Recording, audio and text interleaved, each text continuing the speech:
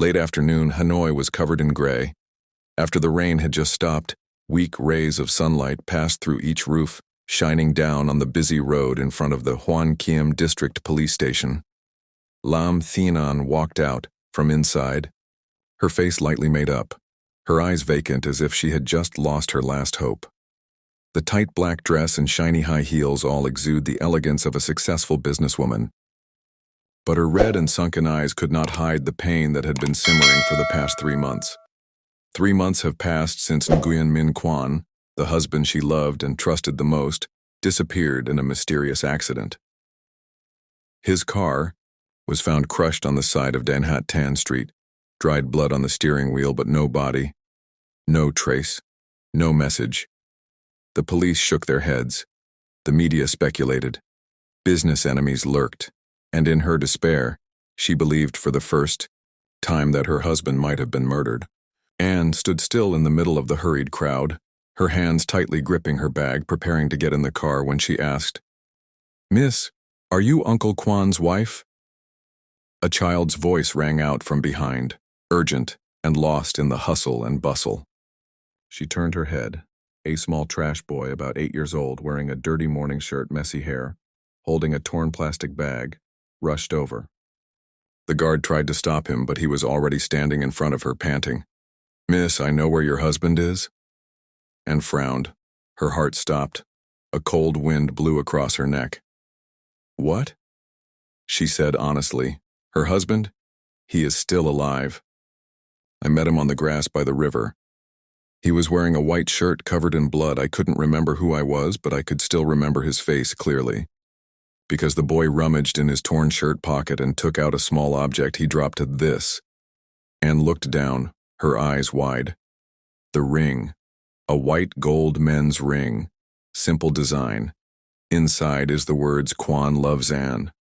And couldn't be mistaken, that was the unique wedding ring she ordered for Kwan on their wedding day. But the ring was now deeply scratched and dented on one side, and there was dried blood in the groove where the letters were engraved. "Where? Where did you get this?" And stuttered, her feet fell to the empty ground near Longbion Bridge. "A few days ago I went to collect cans and saw you lying in the grass. The uncle was injured and couldn't remember his name. I gave him some water to drink and ran to tell the adults. But when I turned back, he was no longer there." The boy spoke in one breath and shook his hand holding the ring. Every cell in her body seemed to freeze. She looked up and straight into the boy's eyes. Those eyes never lied, innocent, naive, but sincere to the point of being creepy. "What is your name?" Anne asked. "Yes, my name is Bai. I live in the riverside village behind the Red Bridge. People often dump trash there. But I know the way. Come with me, I'll show you where Uncle Kwan used to lie." Anne stood still for a few seconds, then suddenly turned around, got into the car and opened the back door. "Get in the car." "Yes, up. I will go with you now." Bai hesitated and then climbed up, still holding the messy garbage bag in his hand. The driver looked at her in the rearview mirror. "Ms. Anne, what's the matter? Don't ask too many questions, just follow the child's advice as quickly as possible." The car rolled out of the city center into narrow, shady streets where the wind from the Red River carried the smell of mud and rotten wood. Inside the car, Anne clenched the ring in his hand, squeezing it so hard that it bled. She closed her eyes, memories flooding back. "If you dare to lose this ring, I will make you redo the wedding ceremony. Then I can do it 10 times, which means my wife will wear the wedding dress again." Kwan's laughter still echoed in his mind, but now all that remained was a bloody ring and the words of a pale boy. But somehow, Anne believed. She felt it more clearly than ever. Kwan is alive and she must find him. The luxury car stopped in a small alley along the Red River, where rows of slum houses were stacked on top of each other, as if they were about to collapse at any moment. And took off her earrings, took off her designer jacket, hid her watch in her bag, and said to the driver, "You stay in the car. Don't let anyone notice. I'll walk with the boy inside." "But Ms. Anne, this place is not safe, not any safer than letting My husband disappear for 3 months without a trace. She pulled her cap down low, her lightly made-up face hidden under the dust of the alley. Bai held her hand and pulled her away. She remembered to lower her head and not look at anyone for long. Here, if a stranger's too pretty, they will ask. And smiled as slightly. She never thought that one day she would have to ask a trash boy to be her tour guide. But today, her heart bet on him. The alley got deeper and darker. The smell of garbage, sewage, and poverty mixed together, making him slightly dizzy. But she did not turn back. No way. Not now. Where do you live when you speak? He slept in a deserted shack near the cemetery. But every night he goes drawing. He often draws pictures, but do you know what kind of pictures? What? A very beautiful woman's face. Or smile. But eyes are sad, I know it by looking at it. Yesterday my uncle asked me if I knew who this person was. I keep drawing but can't remember the name. Anne was silent, his heart felt like it was suffocating. Do you still have that picture? Yes. I hid under the bed, afraid those people will burn it. And walked faster, her shoes were dirty, her heels were covered in mud, but she didn't care. Each of Bai's words was like a smoldering fire in her heart, being fanned. His name is Min? Yes, he couldn't remember his name, so I named him Uncle Min because he is very kind. One day, some petty thieves thought I was calling the police and beat me up. My uncle jumped out to cover me and hit his head, causing blood to flow everywhere. But you still laughed and said, if you hit me, don't hit the child. And Z clenched her hands, her heart trembling. She wants to believe, she must believe. The man who often draws her face, has amnesia, and is willing to protect her children, is none other than her Nguyen Minh Quan. B stopped in front of a makeshift corrugated iron shack nestled close to the riverbank, tattered and old. Here, wait a minute. The boy bent down and pulled up a wooden board from under the bed. On it was a pencil drawing, very detailed, of a woman's face, a thin nose, thin lips, deep eyes, and a small mole in the corner of her left eye. It's her, and trembled as she reached out to touch the painting, her voice choked. It's him, it's Quan. But just then the baby shouted, "Oh, where is the bed?" And all the furniture was gone. Anne looked around. The simple items like white shirt, bandage, and antibiotic bottle were all gone. The tent was cold and deserted. Who cleaned up this place? I don't know. This morning also saw ghost furniture. Hey, you should go ask that uncle. He often sits and watches the garbage dump. He knows everything in this neighborhood. And ran to Uncle Tam, a thin man with sleepy eyes and a cigarette in his hand. He looked up, his eyes full of curiosity. She is looking for someone. Yes, there is a man here, tall and thin with slightly long hair, who often sits and draws. The kids call him Uncle Min. Oh, are you? Crazy, someone came to take him away a few days ago and was stunned. Who gave? I don't know the name, I just remember there was a huge car parked in the alley. There was a man in a suit who looked very rich, said he was an old acquaintance and brought 2 big men with him. Min refused to go, he was still scared, but they whispered something into his hand and he suddenly obediently followed. Looks weird, and felt like something broke in his head. Do you remember that man's face? Well, I'm pretending, I can't remember everything. But I think I saw his picture on TV as the vice president of a big company, and stopped breathing. Is it Mr. Kwong? Uncle Tam nodded. Oh yeah, that's right, Kwong. I remember, because my nephew's name is also Kwong. Anne's heart was beating wildly. Mr. Kwong, the deputy director of Anne's company, the person she trusted the most. After her husband, the person who comforted her for the past 3 months, always reported that there were no clues, and even advised her to learn to let go. Yet he was. Here first, he was the one who hid the troops. Since that night in the slum, Anne is no longer himself. She no longer believes in the comfort of her close colleague. She also no longer sits and cries silently next to her husband's old shirt like she did for the past 3 months. Instead, there is a cold, sharp, determined, and lonely Anne, and quietly withdrew to her husband's office in the company. The room has been sealed since the accident, but she was the legal wife and the largest shareholder. No one dared to stop her from opening the door. The cold neon lights swept through every familiar corner.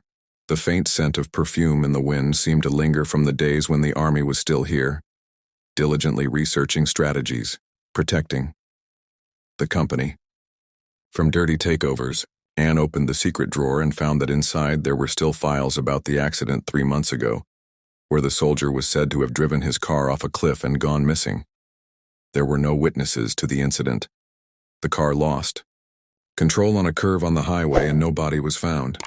The traffic camera was broken at that time. Anne frowned. She took the file and immediately went to the traffic management headquarters to check the data. But the answer left her speechless. We didn't delete anything, but the camera in that section is only maintained by your company. The system was bid by her own company. Each word was like a nail hammered into Anne's heart. She immediately understood that the camera was not broken but deleted, and only high-ranking insiders had the right. 3 days later was the company's 10th anniversary party, the first party without CEO Mr. Nguyen Minh Quan. The entire hall was covered in gold. The lights were sparkling, and glasses of red wine were sparkling in the hands of shareholders. But Anne in her elegant black dress only focused on observing one person, Mr. Kwang. With a solemn face, he stepped onto the stage, took the microphone, his voice deep and full of emotion. This is the first time Quan has been absent from such an important event. We still don't know exactly what happened, but I believe that wherever he is watching the company and hopes that we will continue to move forward strongly. Applause broke out. Some people wiped away tears and the air was cold as ice. She saw a smile flicker at the corner of his mouth as he bent down to pick up his glass, and then his eyes flashed with something indescribable, smug and malicious. He is acting. She quietly left the party and returned to Mr. Kwang's room where she had prepared a gift that afternoon, a tiny listening device cleverly installed under the bookshelf in his office. That night in his pen, Anne sat in front of the computer screen, headphones on. Her eyes attentively followed every sound signal coming from the device. There was only the sound of papers being shuffled, chairs being pulled out, tea being poured, and then the phone ringing. Mr. Kwang's voice was low and somewhat tense. "Is it awake?" And startled. "I told you to keep an eye out," he continued. "It's okay. I'll take care of it so it disappears again. This time leave no trace." Boom. Anne jumped up. The chair fell back. Her pants were still alive.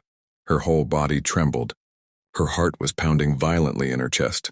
Her ears were ringing. The pieces in her mind began to automatically fit together like a brutal jigsaw puzzle. The accident was faked. The camera was deleted by the insider. The soldier was sent to the slums with amnesia. And Mr. Kwang himself secretly hid the troops and planned to kill him again when he knew the troops had regained consciousness. She did not cry for the first time in her life. Tears did not fall when she knew her husband was in danger because now she could not be weak, and picked up the phone and dialed an old acquaintance, an independent investigative journalist who had been helped by Quan when he was considered a human resources director. "Just need your help with a very big and dangerous job." The voice on the other end was serious. "I'm ready." The very next morning, Anne still appeared at the company as if nothing had happened. She smiled softly, went to meetings, approved financial reports, but behind her calm eyes was a volcano brewing. She will reveal Kwang's true face. She will bring the troops back at all costs. In the suburbs of Hanoi, it is raining lightly. In the heavy rain, an old pickup truck stopped in a clearing. Ahead was a slippery dirt road leading to a long abandoned villa. Moldy windows, moss-covered walls, rusty iron. No one expected that this place would be the place to imprison a human being in the heart of a woman. And pulled the raincoat hood over his face, holding a steaming hot lunchbox in his hand. Her eyes silently scanned every detail from the hidden camera on the porch to the hand of the comrade, smoking a cigarette under the porch. In the small earphone hidden in the collar, A whispering voice rang out. Anne, the rear camera is disabled. You only have 10 minutes. Dai Kwan's old hacker friend was his best friend for 3 years in college. As soon as Anne told the story, Dai flew back from Da Nang that night. In another corner, the lottery ticket boy was also hiding under a tree pretending to be a scrap collector to distract the gatekeeper. He quietly flicked a rock and broke the light bulb on the porch. The guard immediately left his post to check. Anne sighed and squeezed through the gate. Her hands clenched the lunchbox tightly, but her heart was the heaviest thing. Inside the villa, the smell of mold and disinfectant mixed. There were no voices, no laughter, just a faint sound coming from the basement. The sound of rain falling on the iron door was cold and steady. She followed the stairs down. The large iron door was ajar. Behind it was a thin man with a scraggly beard, his lifeless eyes staring blankly at the blank wall. Min Quan Anne's heart was pounding, but she didn't dare call his name. I have to make sure you still remember, or at least a little bit. She walked in and gently placed the lunchbox on the table. The man didn't turn around. He just sat there, muttering and drawing on the table with a toothpick. A woman's face, and held her breath. It was her portrait. Even though the scribbles were uneven, her eyes were the ones he remembered, with his heart. She choked and moved closer. My name is Quan. You are my wife. I am Anne. He looked up, his lifeless eyes wavering slightly. Anne reached out to touch his cheek. The face that had once been her life's support now became a stranger. But when she raised her hand, the weak light fell on the silver wedding ring she always wore on her hand. His eyes paused. He took her hand, trembling. Why does this ring look familiar? And nodded, tears falling. I haven't taken it off for a day. He squeezed her hand, his eyes going from hazy to shocked. And then he whispered like a child who had just remembered Anne's mother's name. You are my wife. And burst into tears. She hugged him tightly, despite the dusty rain, despite him being skinny and trembling like a child. She whispered through tears. I'm here. I'm coming to pick you up. The wind was gusting, Dewey reported through the headset. And someone come running now. Without thinking, Anne pulled Quan up. He staggered, but she caught him and guided him down the back stairs that Dewey had shown him. The back door leading to the garden was muddy from the heavy rain. The sound of stomping shoes followed behind. Someone screams. Anne pulled his troops running through the rough yard, the rain lashing his face like a whip. The two fell but got up again. She won't stop, she can't stop. She had waited 3 months for this day and couldn't let anyone take it away again. They finally made it. Out the back gate where the owl truck was waiting. The engine is already running. Dewey opened the door, pulled both of them in, jerked the steering wheel, put the car in reverse, then accelerated and drove away. Left. Behind were screams, flashlights, flashing in the rain. The car sped down the deserted dike, cold wind blowing through the cracks in the door. In the car, she sat, leaning against the seat, his hand still holding hers tightly, as if he let go, she would be lost again. He whispered, his voice weak. I don't remember everything, but I know I love you. And leaned her head on his shoulder and whispered, You don't need to remember anything. As long as you're alive, I will remember with you. Outside, the rain continued to fall, but in that old car, an embrace found. Its other half on a stormy night that they would never forget. 3 weeks after that rainy night, Anne and Quan officially presented themselves to the Hanoi City Police Department, bringing with them all the audio recordings, images, and documents that they and Dewey had painstakingly collected. There is also a recording of Mr. Kwang's voice on the phone saying, Is he awake? It's okay. I'll take care of it so it disappears again.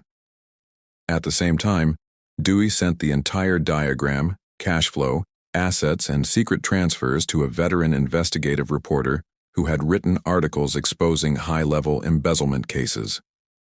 Within just 72 hours, shocking news spread throughout the media that the chairman of the board of directors of QP Group was suspected of manipulating company assets and plotting to murder the CEO, The day Mr. Kwang was arrested was also the first sunny day after a long series of rainy days. He was handcuffed, his face no longer dignified but one of miserable collapse. His eyes went wild when he saw the soldier standing there not only alive, but also holding his head high. If I had died in that accident, things would have been different, Mr. Kwang said venomously, before being pushed into the police car. Kwang did not answer. He just squeezed Anne's hand, the woman who had led him back from the bottom of the abyss. Months later, everything is gradually getting into a new gear. QP Group was restructured, with the general director officially declaring that we will not only build a business, but will create trust. But the first thing he did was not to rebuild the business, but to open the Billionaire Scholarship Fund with Anne, named after the two of them and the boy who had changed their fate. In a small house by the river that has been converted into a nursery, B sits quietly looking out at the lotus pond in front of the yard. The boy wore a white shirt, his hair was neatly cut, his eyes were sparkling as if he still couldn't believe what was happening. Anne walked over and gently placed an envelope on the desk in front of me. The ball was opened and inside was a full lifetime scholarship. A certificate of admission to a prestigious private school and a library card with his name on it. I promised. And smiled. I will take care of you until you can take care of other children like you do now.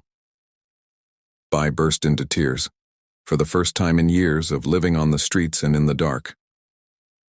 A few months later, at the city's art gallery, a small but special event was held to exhibit a painting by Kwang himself, depicting his journey back from the abyss. The first painting shows a girl standing in the rain, reaching out to a man collapsed on the ground, a sparkling light coming from the ring on her hand. The second picture is of a pale boy holding a drawing board standing by the gate of a villa. Eyes lit up when he saw the couple running away, and the last painting hanging in the middle of the exhibition is a roof with warm yellow lights where three people, a husband, a wife, and a boy, are having a meal together. Amidst the laughter, the ceremony ended with an emotional speech by Kwang. I was once a person who lost all memory, identity, and faith, but what saved me was not the doctor, not the medicine, but a small unconditional kindness from a woman and a boy who used to sleep under a crane. You may give someone a loaf of bread, a carton of milk, and think it is nothing. But for those on the brink, it's life. Goodness can be buried, misunderstood, laughed at, but it never disappears. And evil, no matter how sophisticated, cannot escape the light of truth. Anne walked over and held his hand. Both looked towards the auditorium where B was waving his hands frantically, his eyes shining. Behind them, other orphans were clapping their hands. A circle has closed. A new path has opened. Sometimes a small act of kindness to a boy on the side of the road is what brings us back from the darkness. Good deeds can be buried but never lost, and evil must pay sooner or later. Yeah. If this story touched your heart, then our journey is just beginning. Like and subscribe to Heroic Echoes. And don't forget to share this story with the people you care about most. Because every echo has the power to become a hero's story.